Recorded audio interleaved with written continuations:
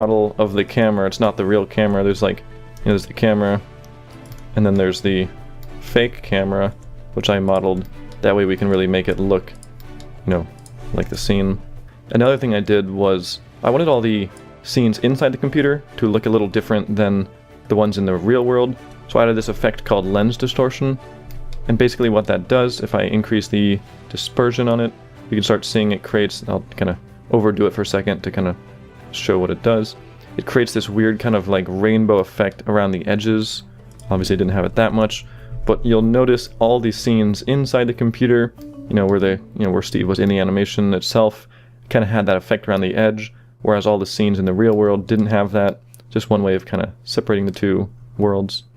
Then we have a little transitory shot where it shows this city and it kind of pans down. We have a custom little texture I created for making a little Black Plasma Studios. So it's actually the real Black Plasma Studios for once. It's actually the studio building. I think there's a few Easter eggs here. There's one. The license plate says Yi. Also, if you're paying attention and you look down the road, you'll notice the old man walks out in the road and he's about to get hit by the car right before the camera cuts. And that was kind of a joke because in Don't Touch, he left dirt kind of under the anvil and it's kind of like, he goes between being a villain and a hero. He's kind of that wild card character. You don't know if he's going to help or hurt. But after Don't Touch, I thought, he was kind of evil. Let's get some little punishment, so I throw him getting kind of ran over by a car, but you don't actually see it. Then we get to the office scene, which is probably one of the most interesting sets I've ever had to create for Minecraft animation, because I really wanted to make it, feel like, a little bit more of a real set, even though, it's still Minecraft animation. This is supposed to feel like real life, whereas the animation Steve's in is supposed to be more like an animation. So we tried to create a lot of custom props. Myself and Tiger Stripe created a lot of different things. Tiger Stripe helped with things like the laptops, the keyboards, the computer. I did things like some power outlets. I also created these little YouTube play buttons, just like here's the 100,000 one, and here's the million one, which is funny because this is supposed to be like in the future when we potentially have 1 million subscribers. I also grabbed some little props. Ninja Charlie released these 3D models that are made to be like 3D printed for the Warlords characters. I love Warlords, so I thought it'd be cool to put them up there as like little statues. There's even little like movies.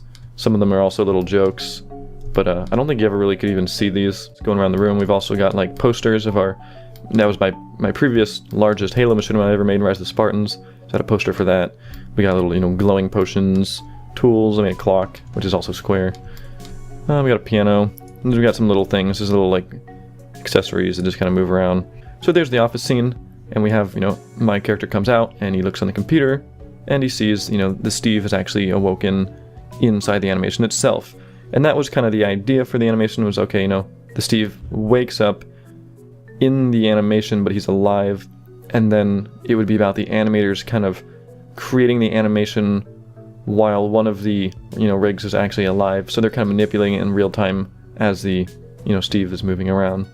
And then for this scene, it was as simple as just, I had these, the grass and the blocks all as, one big world as usual. So I was able to just kind of keyframe them, flying down and into place, so it looks like he's kind of appending them into the scene or importing them or whatever. And then I keyframed the sky to turn on.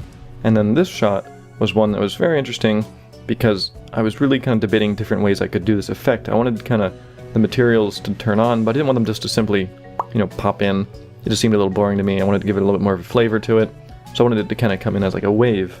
But I'm like, how am I going to do this? How am I going to map every single texture to wave across the whole thing? There's all kinds of ways I could do that with, mapping a color ramp or something that controls what material it chooses. However, the trick I ended up doing with is I have this big, huge white plane that moves across the scene, and the plane has a material on it. If we look in the materials, the plane is completely transparent, as in you can't see it. It's literally invisible. And what's good about that is what I can then do, as you'll see, it comes all the way up, comes right up to the camera, and then it stops, right in front of the camera, so it covers the whole camera view, and then it stays in front of the camera. So what I was able to do is I go to all these materials, and I was able to say, okay, if the material is looking through a transparent object, it's going to use, the material color, whereas if it's not, it's just going to use a solid green color, or in the case of the dirt, solid brown. so I just kind of set it up for the different things. But I thought it made a pretty good, simple way of getting that effect without having to do too much weird material work.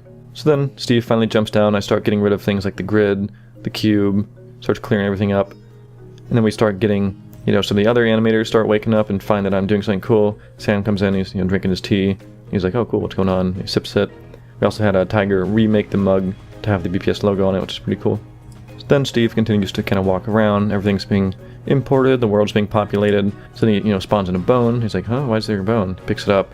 And of course then he spawns in a little wolf, which is going to be his little wolf companion. Then I wanted to make him look a little cute, so I have a little, you know, tail waggle. His tail has nice little kind of jiggly and bendiness.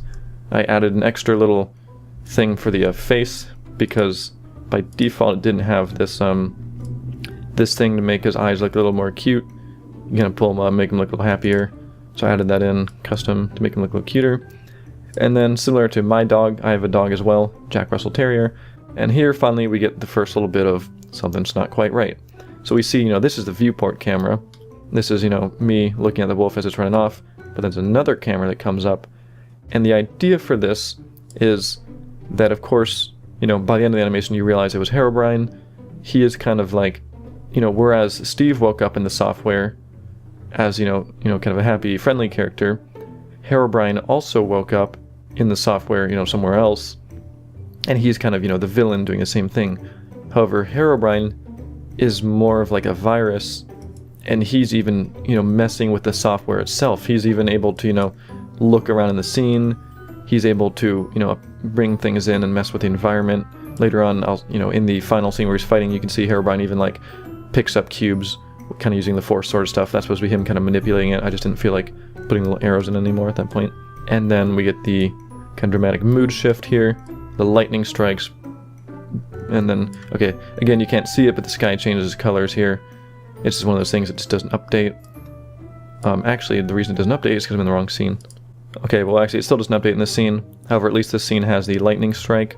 And one thing you may have noticed if you're looking very closely was right as the lightning strikes, every time it flashes, you could see Herobrine standing on the mountain. It's a very subtle little thing, but, you know, here in the scene I can pause it to actually, you know, prove it.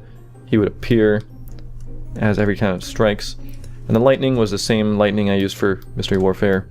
It's just, it's like it's these little vertices, you can just move them around. And I used the skin modifier. And I also had a little displacement, I think, that way I could kind of randomize it just a little bit. That way each lightning strike wasn't exactly the same. As you see this one, you know, it's kind of like goes down here and here, whereas the next one's a little bit more up. And then the wolf starts getting a little worried, puts his tail down. And this is where like the pretty big mood shift happened that I wanted to happen pretty early on. I was kind of worried it might have taken a little bit too long before we got to this mood shift. Everything was all kind of happy and la-di-da for a little while.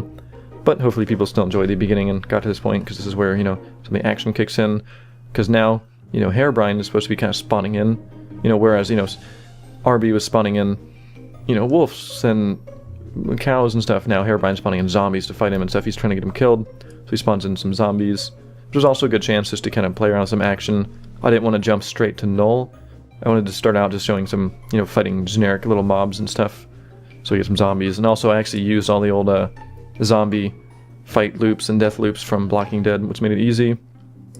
And then you'll notice Sam's like, oh, you know, I'll help out. So he's going to pen something. He's going to bring in a weapon. And he goes past all these, you know, important weapons and stuff, and he just spawns in a teacup. And he's all proud about it and kind of sips his tea. Meanwhile, Arby's like, okay, now let's get him some real stuff. So he brings in the shotgun. And again, the shotgun's from Blocking Dead. And again, I try to show, like, okay, the viewport's here. The viewport's helping him. Again, this is a modeled little, you know, triangles, there's little cones on little poles. And then again, you know, here's really, I'm kind of going for the whole animators manipulating the scene. I even got, again, the little selection thing, like, it's selected, and then once the thing disappears, it's like unselected and blocks the arrow. So I'll kind of skim through for a little bit. At this point, it's just kind of general fighting stuff, little bits of everything I've shown before. And the wolf fights, he's jumping around. The dragon was pretty interesting. This was actually one of my favorite shots from the whole animation. This really cool shot of him kind of in the distance in the mist. And then he like lands, shakes the ground. Really cool zoomed in shot. Kind of prepares like he's inhaling. And then he, you know, does this really cool roar. And again, this is what I'm talking about with the camera shots. They're really, to me, a lot more interesting than some of my previous camera shots. It's tilting up a little bit, the dragon's here, and it lands, so it kind of goes down, and there's like the shake. Then it goes up again as it roars, and it goes back down, and more shaking.